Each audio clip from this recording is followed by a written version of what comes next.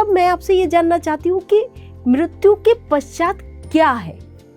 मतलब मृत्यु से पूर्व का जीवन तो मैंने अपना भी देखा, आपका भी देखा और बहुत लोगों का देख लिया, तो कुछ अपने एक्सपीरियंस लिए, कुछ आपसे एक्सपीरियंस लिए, कुछ बुक से एक्सपीरियंस लिए, परंतु मृत्यु के पश्चात में कैसे जानूं? बहुत बढ़िया। मृत्यु के बाद हम टाइम टनल से गुजरते हुए आत्माओं की दुनिया में जाते हैं और बहुत बार साधकों को यह एक्सपीरियंस होता है अंधेरी गुफा से गुजरने का।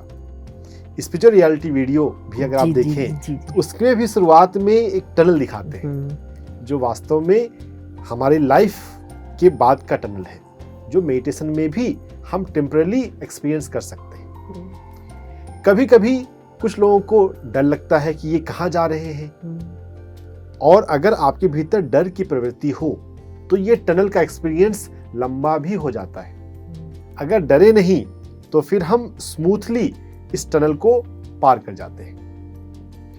टनल को जब हम पार करते हैं उसके बाद हमारे वैसे रिश्तेदार जो पहले जा चुके हैं, हमारे माता पिता, हमारे दादा दादी, जिनसे भी हमारा स्नेह हो या जिनका स्नेह हमारे ऊपर हो, ऐसे कोई हमें लेने के लिए आते हैं। लेकिन यहाँ पर अलग अलग ध्यानियों के लिए, लोगों के लिए अनुभव थोड़ा अलग भी हो सकता है। जो मेडिटेशन में आउट ऑफ बॉडी कॉन्शियसली होते हैं उनको तो पता है क्या आउट ऑफ बॉडी होना एक नॉर्मल बात है, तो उनके लिए जरूरी नहीं है कि लोग कोई लेने के लिए आए।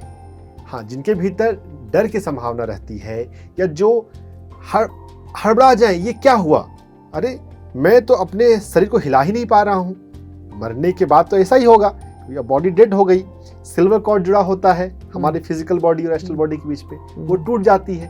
अब आपका फिजिकल बॉडी पे कंट्रोल नहीं रहा, आप कुछ बोल नहीं पा रहे हैं, या आप जो एस्ट्रल बॉडी से जो बोल रहे हैं वो फिजिकल बॉडी तक, दूसरे फिजिकल लोगों तक ट्रांसमिट नहीं हो रहा। तो बहुत सारे लोग अचंभे से जाते हैं ये क्या हो रहा है। तो हमारे पहले के, हमारे पास्ट रिलेटिव्स जो शरीर छोड़ चुके हैं वो आकर समझाते हैं।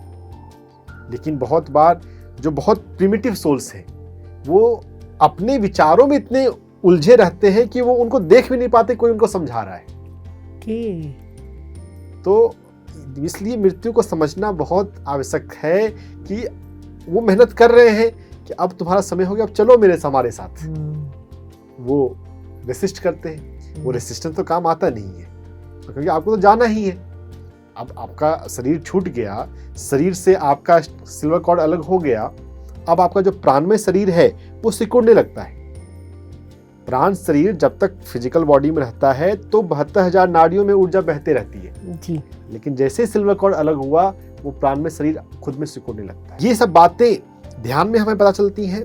और कुछ ऐसे लोग भी हुए हैं जो थोड़ा सा आगे जाकर कुछ मिनटों में, वैसे समय दोनों लोक में एक जैसा नहीं है, जो यहाँ के लिए 5 मिनट है, 8 मिनट है, वो उधर के लिए बहुत अलग है।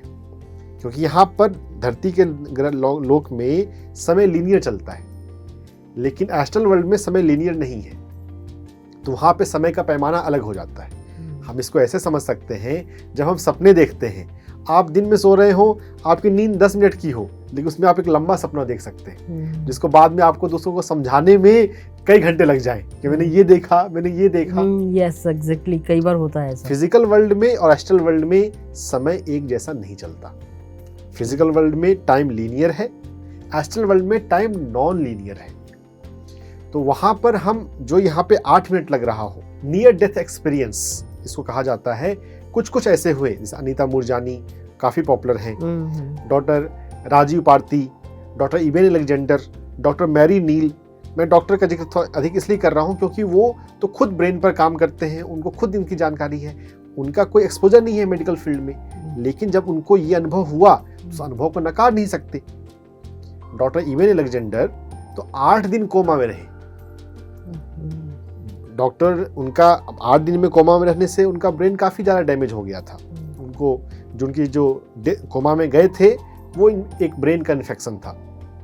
तो हमारे ब्रेन में 8 पार्ट होते हैं, वो सभी 8 पार्ट डैमेज हो चुके हैं। तो मेडिकल साइंस के नॉलेज के अनुसार जिस पर्सन का ब्रेन डैमेज हो गया हो वो तो कुछ देख नहीं सकता, सुन नहीं सकता, कुछ अनुभव नहीं ले सकता, लेकिन वो आत्माओं की दुनिया में वो बहुत सारे अनुभव लेकर आए।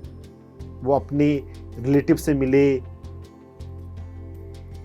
देखा कि यहाँ पे तो प्यार ही प्यार है। अध्यात्म में या आत्माओं की दुनिया में हमें यह बात को एक समझना है कि जीवन का जो आधार है वो प्रेम और प्रकाश है। हम प्रकाश से बने हैं, यानी कि चेतना, और इस प्रकाश का जो सबसे बड़ा गुण है वो प्रेम है।